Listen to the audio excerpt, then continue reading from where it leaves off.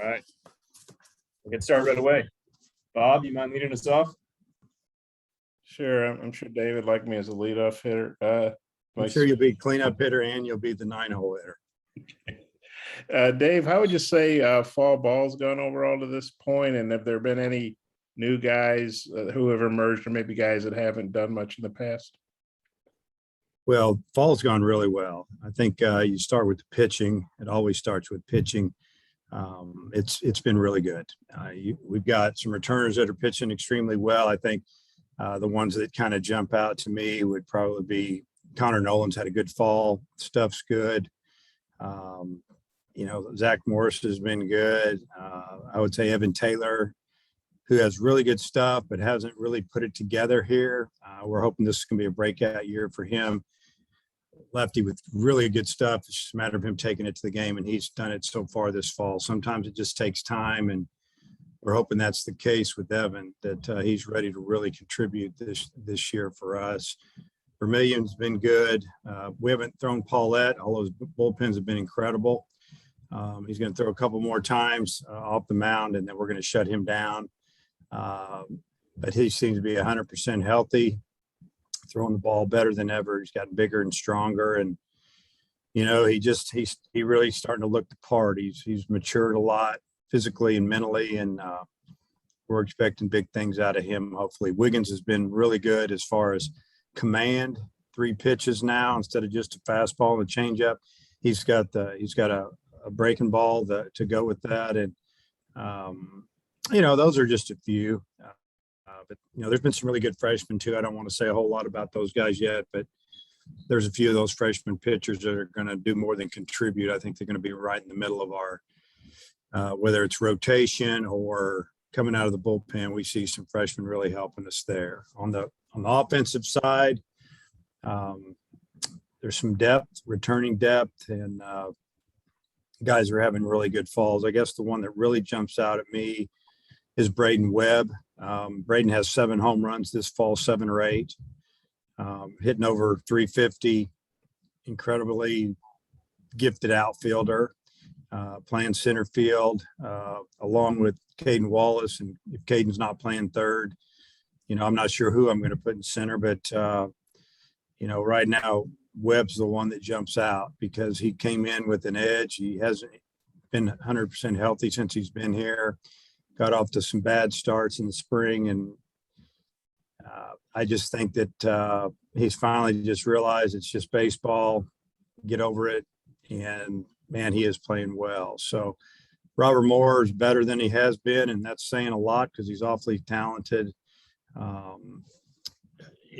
We've got a couple of transfer. Michael Turner jumps out at me.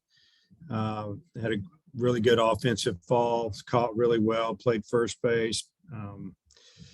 Could go on and on, honestly, but a lot of guys have come back in and played well. There's a lot of competition to get on the field, and makes for a healthy team. I think again, the depth and camaraderie, and looking forward to finishing up out here in the next couple of weeks, really getting full bore in the off season, which is a lot of lifting, a lot of conditioning, strength and conditioning, and also kind of individual workouts, group workouts, breaking guys down, building back up, and getting ready for spring.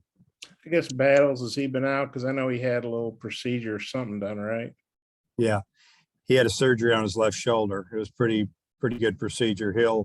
He hasn't been able to do anything. He's starting to lift lower half pretty good. He's staying in shape, riding stationary bike, treadmill work.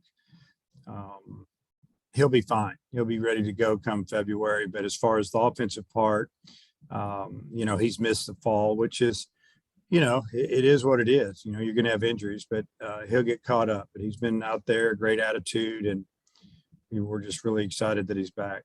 Who's been working it short in his absence? Well, we've had Robert Moore over there.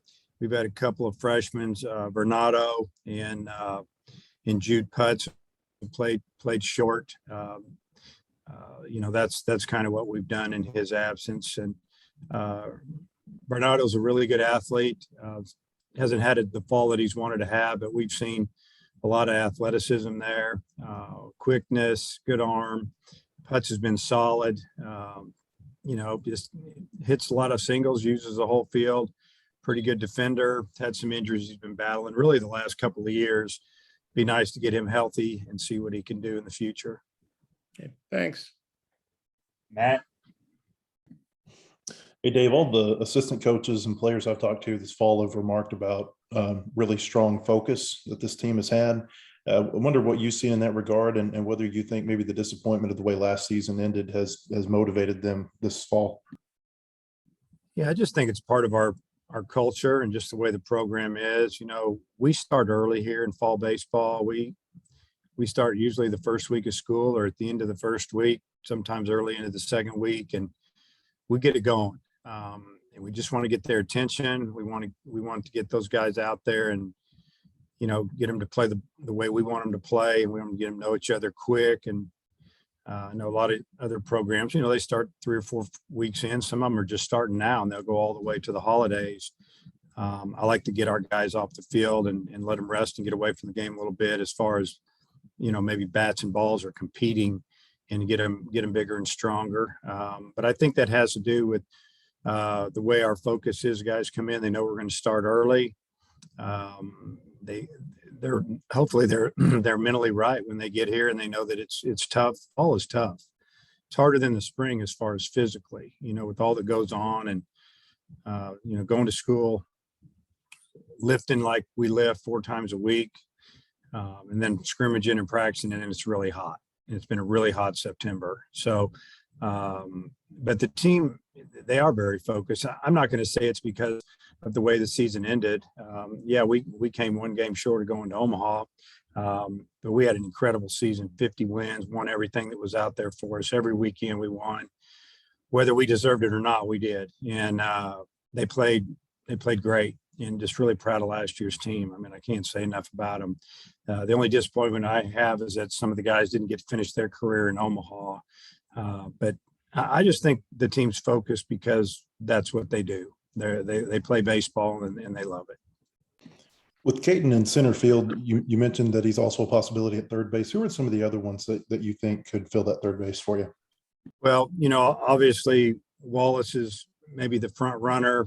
We could put true freshman Peyton Stovall there. He missed almost half a fall ball with a rib injury.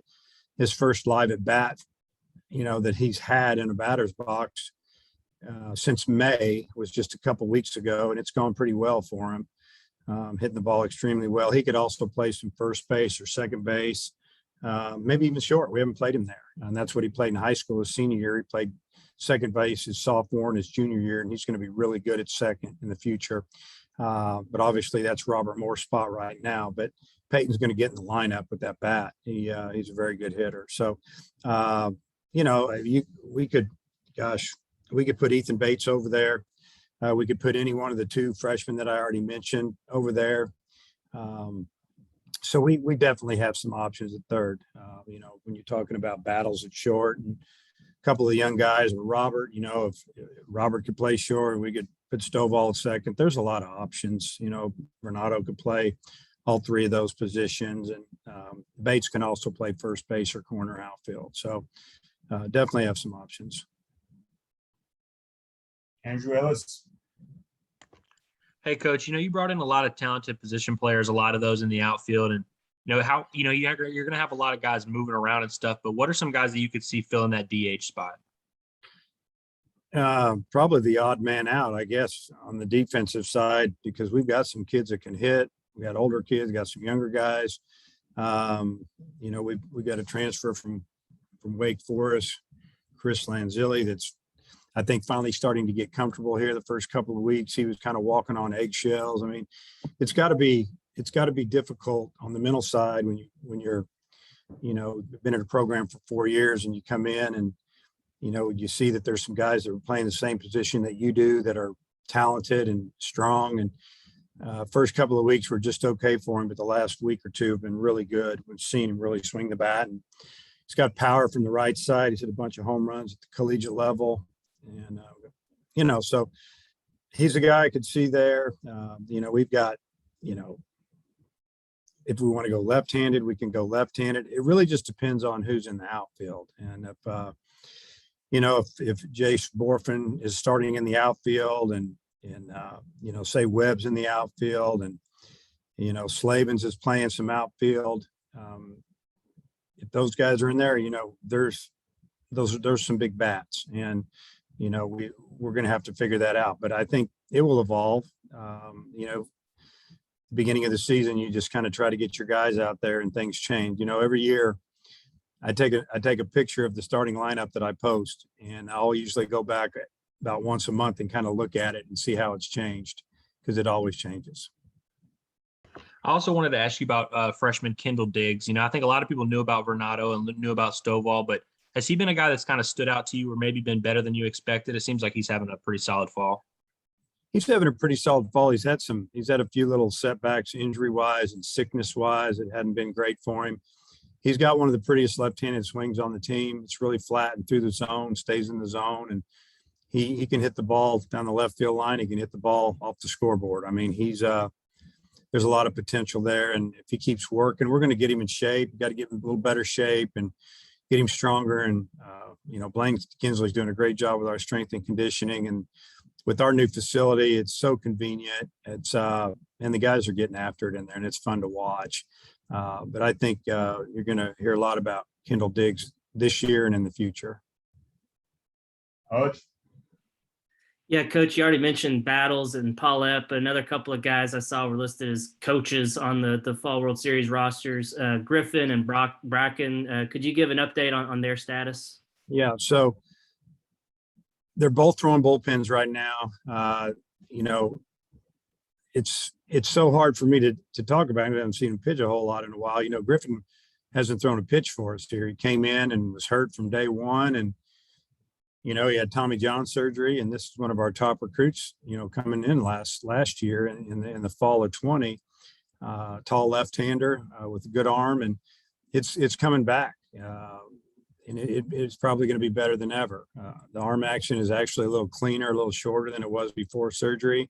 He's throwing more strikes, hasn't faced any hitters, but we see him pitching for us in the spring. We're just going to have to, once he gets to a certain point, we'll get him, on the mound facing live hitters. And with Isaac Bracken, Isaac was going to be a guy that really could have helped us last year out of the bullpen. He was a Friday starter at Northern Colorado and came here as a grad transfer and throwing the ball 92, 93 miles an hour, maybe a little more, and then tweaked his elbow, not to the point where they wanted to do Tommy John, but, a lot of recovery, a lot of rehab, and we're just hoping that he's ready to go, come springtime, and we think he is. It's, he's pain-free, he's throwing the ball, but we're just on a timeline with him. And yeah, those guys are, we put all the guys that are injured basically on a team just for support and coach a little bit. And, those guys could be a big part of our staff if they're healthy. I went to a scrimmage, I think a few weeks ago now, and I saw where Slavens wasn't throwing the ball. Oliver said he had some arm soreness. Is he full go now? And is there any concern there at all?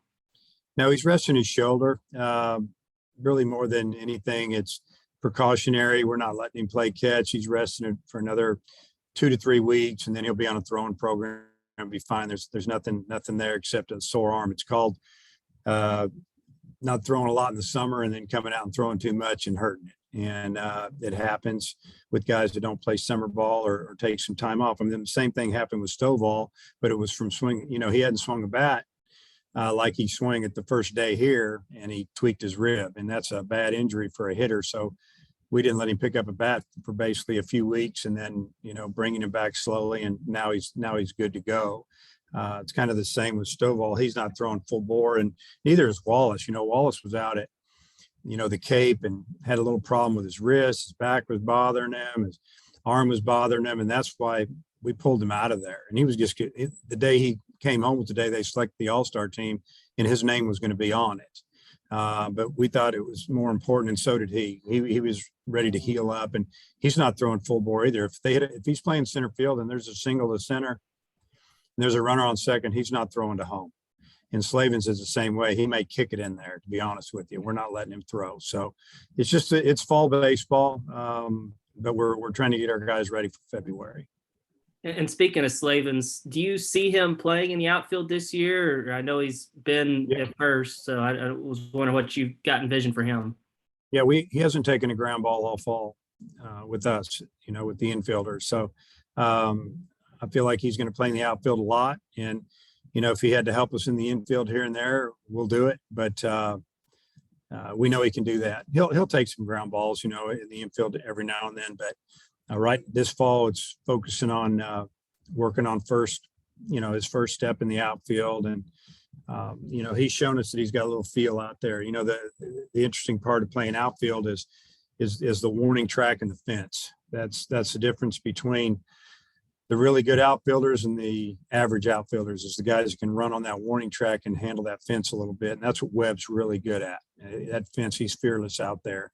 But also you got to be smart. And you got to know where it is. How many steps do you have between that grass and that warning track tells you? That's why they call it a warning track. That fence is coming up on you and it's not going to move. So Brady will get to play out there, and he's gotten a lot bigger and stronger, as you'll see. He's put a lot of strength in his lower half. He's hitting the ball harder and farther than he ever has here. His exit velocity off the bat is leading our team by a lot. I mean, every time he hits the ball, he hits it over 100 miles an hour. And that's ground balls, that's fly balls. I mean, he's putting a charge into it pretty good. Yeah. Dave, you've had some really good catchers in the last few years that have had a chance to develop over the course of their time, like Grant Cook and like Casey. Dylan Leach, even started at an NCC game last year. I know he brought in a couple of other catchers, but how's Dylan looked in the fall, and what do you think about your catching situation right now? Dylan's been fine. He's had some really good days. He's had some days when the arm's been a little wild, but the arm strength is there. The receiving is pretty good. And again, Dylan's really a freshman age-wise. And he's got some experience. He got to practice with us. He got to sit behind Casey Opitz and learn. He got to experience some SEC play and everything, the pitching, the hitting, the crowds. So that puts him a little more advanced, but at the same time, he's still very young. He's got 3 years of eligibility here. I think he's getting better. He's getting a lot more physical. He's even grown an inch or two, honestly, since he's been here.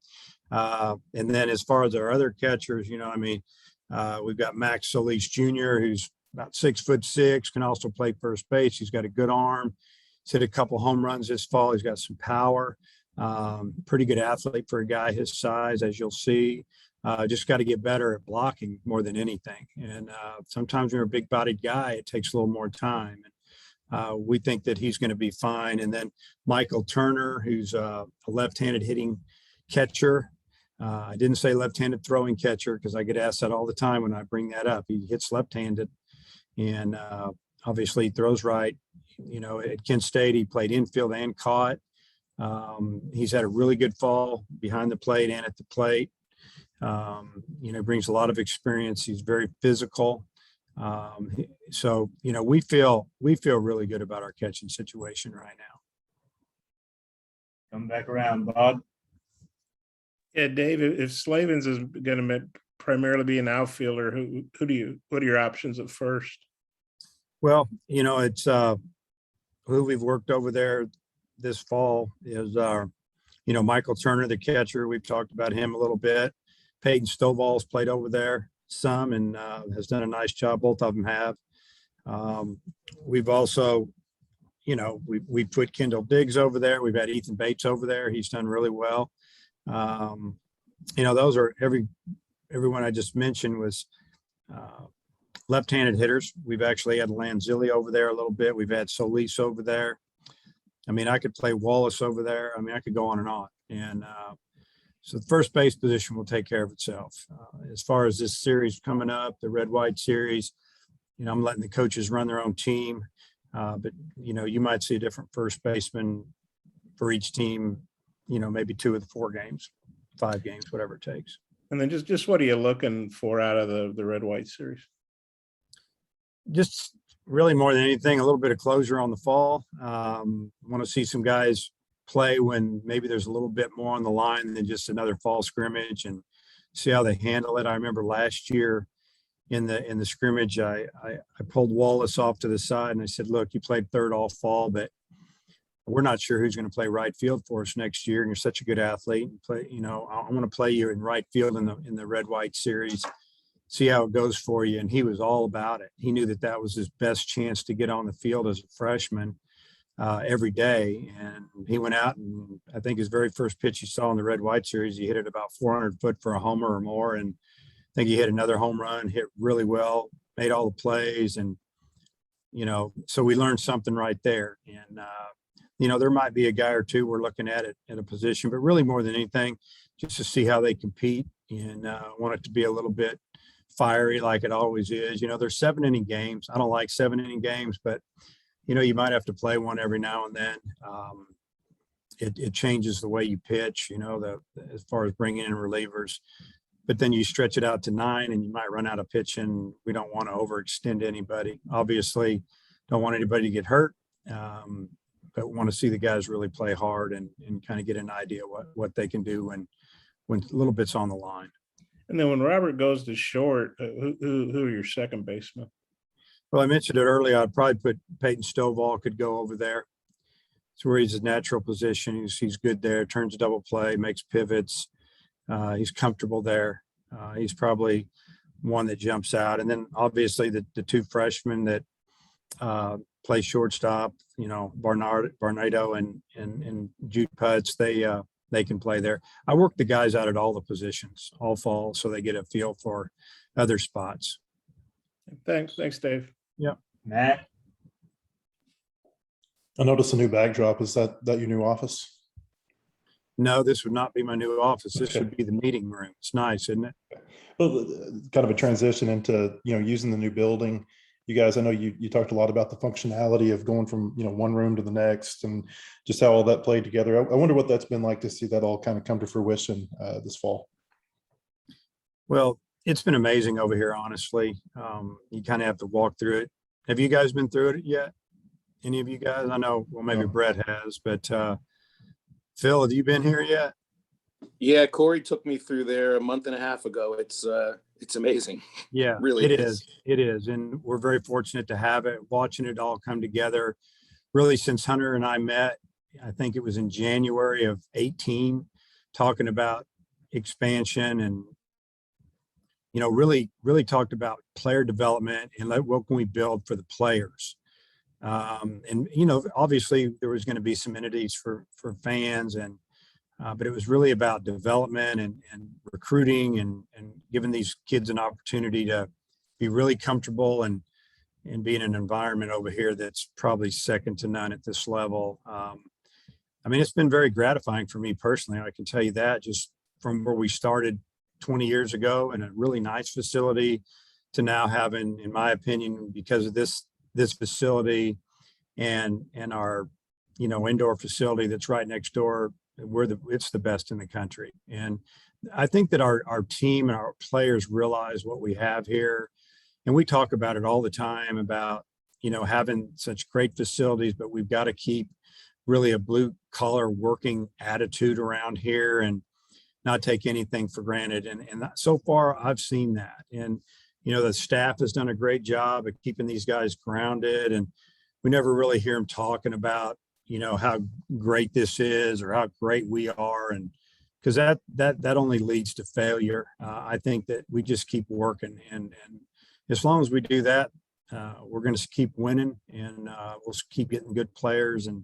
But this building's, it's phenomenal, honestly. If you walk through here, the way it's set up, it's just an easy look, and it's fun to recruit here too. And then I wonder, have you guys been given any indication on when the 22 draft will be? And the reason I ask is twofold. I know you guys had trouble last year with it being after that July 1st deadline, but then also for Caden Wallace, I think if it's at its normal time, he's not draft eligible, but if it's in July, he is. Yeah. And believe me, we know that. So, yeah, my guess is that it's going to stay right around that All-Star break again, because Very disappointingly, I don't really feel like MLB, they say one thing, you know, how they care about college baseball and all these things, but realistically, they don't really care about our opinion. It puts us in a bind. It's not about keeping Caden Wallace. It's not about keeping another player. It's about trying to get your roster right, trying to be fair to the kids that are in the program, that were draft eligible, that weren't drafted, the scholarship that they were on, the scholarship that the kids coming in are on. I saw many a kid that was probably going to end up going to school, end up at a JUCO or somewhere else because their programs didn't have enough scholarship money for them once these kids finally signed their contract, which, you know, would have been in August. School starts here August 24th last year, something like that. It's been the 22nd, it's been the 20th. So we got 2 weeks to figure it out, or 10 days. It's a bad setup. I don't know why they took it away. I don't think really anybody really cares about the draft and the hoopla around the All-Star game. And I've had many, when I say many, I'll say a few that I've talked with, general managers and other people that are in MLB don't think the upper level people are doing college baseball right, and they don't get it. They don't like it. It gives them less time to sign people. It's later. They can't send them out to a team. Yeah, you can tell you pushed a hot button with me. I don't like it at all. I just, it's very frustrating. And MLB and all their, we want to work with college baseball and whatever. All you got to do is look in college baseball and see how many players we provide them with. And we let them use our, come around, we give them free access, and then they don't get our opinion on some. It's very frustrating. Or if they do, they don't. They've got our opinion. They don't care. Phil? Dave, with respect to pitching, you've had with some of your recent teams, pitchers take giant leaps forward in a season to kind of lead the way for a team. I'm thinking of Blaine Knight, Isaiah, Kevin Kopps. And with respect to that, to fall ball, I'm not asking for like a pitcher that you think will take a step forward like that, but you know, what is it that you might remember from those guys' falls that might have given you an idea that they were maybe about to have a special season? Usually it's a little bit of it is the way they just carry themselves on the field and the mound presence, the confidence. You can just see the change, you know. And you talk about a guy like Peyton Paulette. He hasn't been out there to show us, but just the way he's walking around here just looks different. Physically, he looks different. You know, he's still confident, and I'm not going to say cocky, but you can tell that, you know, he thinks he can get anybody out, even though he hasn't been out on that mound. Sometimes just seeing it and being around it can jump you. And I mean, I see Connor Nolan. I think he believes now that he can get anybody out. And you know what? He's given up a home run or two this fall, but most of our guys have. They got good stuff, but our hitters are good. And they don't let it bother them anymore. Just go get the next guy out and make a little bit better pitch. I think Jackson Wiggins is a guy that night and day now compared to what he was last fall, or maybe even in the spring. Question himself, you know, and now he's got 3 pitches. And, you know, I think he was up to 90, 98, maybe this fall, 97, 98. We know he can throw 100 miles an hour. He's proven that. He proved it with Team USA. But now he's pitching 95, 96, 97 with 3 pitches, and he's throwing strikes, not walking very many people. He's getting ahead in the count. I've just seen a jump there. And I mentioned Evan Taylor earlier. He's a guy that I've sat here and watched him for 3 years, have some innings in fall baseball. We're going, wow, this guy's going to be really good. And then in the spring, it didn't happen. And I discussed that with him after the season was over. And I did all the talking, let's just put it that way. And I see a different pitcher.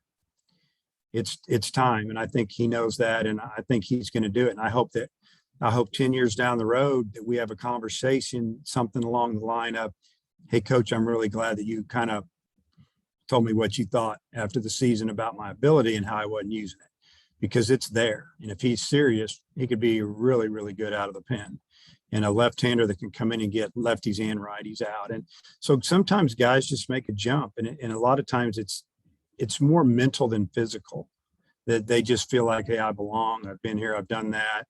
good or bad. You know, and I think that's kind of the way Webb feels now. It's like, heck with it. I've had 2 years here where I thought I was going to be the guy and I wasn't. I mean, athletically, there's not a better athlete on our team than Braden Webb. He's one of the best athletes I've ever coached. He can run, throw, hit for power. I mean, he has all the tools. Now it's just time for him to go do it, and he's done it this fall. Wait, last thing, Dave, any of your guys, I'm sure they noticed the sideline catch in Jerry World. Do they have any comments for you on that?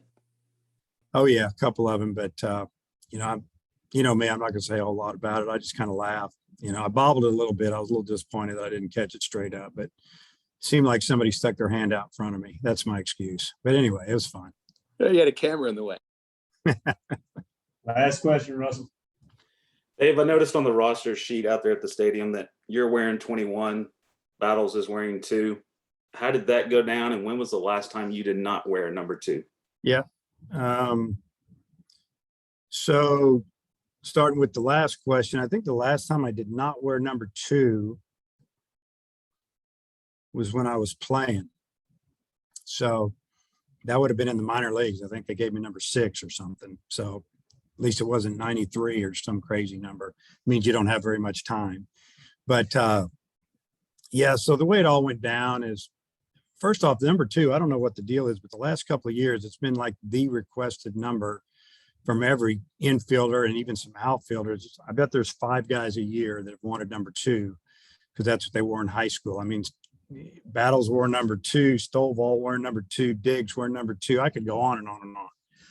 Guys who were in the program last year that gone wore number 2. But so when Kendall got here, or excuse me, when Jalen got here, you know, we kind of kidded around about number 2. He kind of would come to me and say, ask me about it. And, you know, I said, I'll tell you what, you come back next year, you can wear number 2. He goes, okay. And that's kind of the way it started, I think. Fall went on. I think he brought it up one time. Now spring hit, he started talking about it a little bit. Halfway through the season, we're out there doing some ground ball work. And he says, Coach, I come back next year, you're going to give me number 2. And I said, Jalen, you're not going to come back next year. You're going to sign. Will you give me number 2? I said, yeah, I'll give you number 2. I care less, whatever. That went on 2 or 3 times. And then really with a couple weeks left in the season, he brought it up again. He brought it up right after the SEC tournament, which he was incredible in, hitting home runs, making plays, you know, 50, 60, 100 scouts in the stands, cross checkers. And I just said to him, Jalen, you're going to be a high pick. You're going to get paid good. You're going to sign. He goes, you never know, Coach, but if I come back, I wear number 2. I said, sure. Season ends. A couple weeks go by. The draft's about 10 days out. He sends me a text about 9:45 one night. I go look at my phone and it's Jalen. He says, Coach, I don't sign. You still good giving me number 2? I started laughing. I sent him a text back, said, you can have number 2, but you're going to be drafted really good in a couple of weeks. You're going to sign, whatever. Sure enough, draft's about to happen. And we're talking on the phone. He said, Coach, I want a lot of money. I'm going to come back.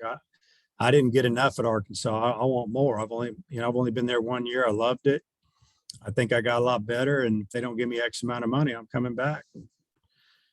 I said, okay, you know, we'll see. But I still did not think he was coming. And then I talked to his dad the night before the draft. And I started thinking he might come back. And then he happened to forward me another text about the uniform. I said, it's all yours if you come back.